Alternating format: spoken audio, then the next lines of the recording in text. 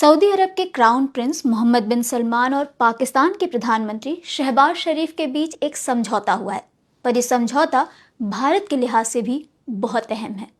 इस समझौते का नाम स्ट्रेटेजिक म्यूचुअल डिफेंस अग्रीमेंट रखा गया है और इस समझौते के हिसाब से अगर इन दोनों देशों में से किसी भी एक देश पर हमला होता है तो उसे दूसरे देश पर भी हमला माना जाएगा। दोनों देशों के बीच ये सुरक्षा समझौता तब हुआ जब इसराइल ने कतर की राजधानी दोहा में हमला किया और कुछ महीने पहले ही पाकिस्तान की भारत से सैन्य झड़प हुई थी। माना जा रहा है कि पश्चिम एशिया और दक्षिण एशिया पर भी इसका प्रभाव पड़ने की बात कही जा रही है।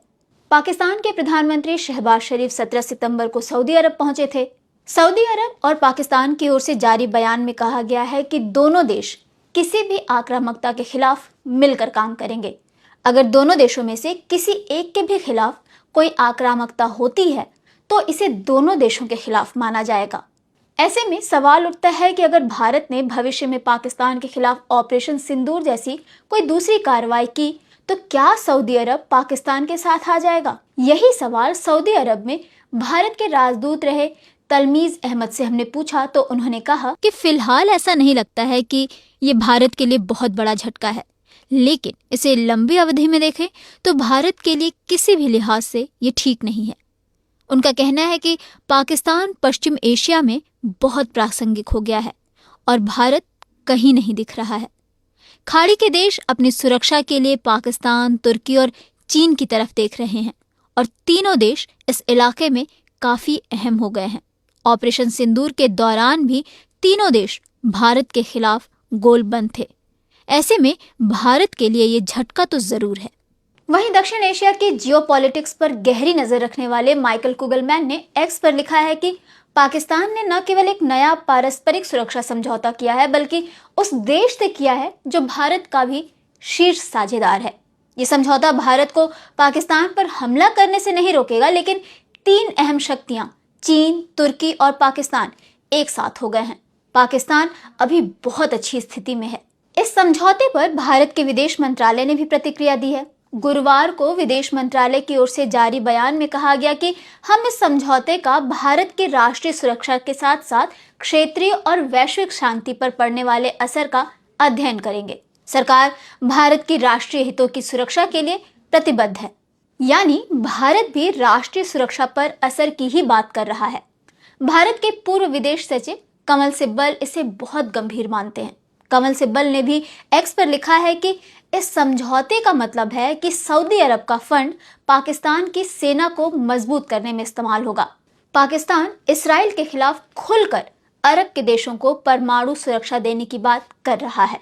पाकिस्तान और सऊदी अरब की साझेदारी कोई नई नहीं है, लेकिन कहा जा रहा है कि अभी की साझेदारी भारत को ज्यादा परेशान कर सकती है। अमेरिका की डेलावेयर यूनिवर्सिटी में अंतर्राष्ट्रीय संबंधों के प्रोफेसर मुक्तदर खान कहते हैं कि पाकिस्तान पर भारत हमला करेगा तो भले सऊदी अरब अपने सैनिकों को ना भेजे, लेकिन उसके पास पैसा है। सऊदी अरब पाकिस्तान की सेना को मजबूत करने के लिए आर्थिक मदद देगा। सऊदी के पास अमेरिकी तकनीक है और वो पाकिस्तान को भी वो मुहैया कराएगा। पाकिस्तान की सेना के लिए ये बड़ी बात होगी। बेशक ये भारत के लिए बड़ा झटका है। मुक्तदर खान ये भी कहते हैं कि सऊदी अरब ने ये समझौता क्यों किया, ये सवाल उठ सकता है, लेकिन इसका मुकम्मल जवाब है। पहला ये कि अमेरिका पर अब खाड़ी के देशों को भरोसा नहीं है। दूसरा ये कि ऑपरेशन सिंदूर के दौरान पाकिस्तान ने भारत के हमले का सामना बहुत मजबूती से किया। ऐसे में पाकिस्तान एक अहम देश बनकर उभरा। जो पाकिस्तान अपनी जगह खोता जा रहा था वो पश्चिम एशिया में प्रासंगिक हो चुका है। दूसरी तरफ भारत इस इलाके में कहीं नहीं दिख रहा है। सामरिक मामलों के विशेषज्ञ ब्रह्मचलानी को लगता है कि पीएम मोदी सऊदी को रिझाने में सालों से लगे रहे हैं, लेकिन उसका कोई फायदा नहीं मिला। चलानी ने एक्स पर लिखा है कि मोदी ने सऊदी अरब को रिझाने में सालों लगाए हैं। सऊदी से संबंधों को रणनीतिक साझेदार तक ले गए और लगातार दौरे भी किए, यहाँ तक कि इसी साल अप्रैल में भी गए थे। अब मोदी के जन्मदिन पर सऊदी क्राउन प्रिंस ने बहुत ही बुरा सरप्राइज दिया है।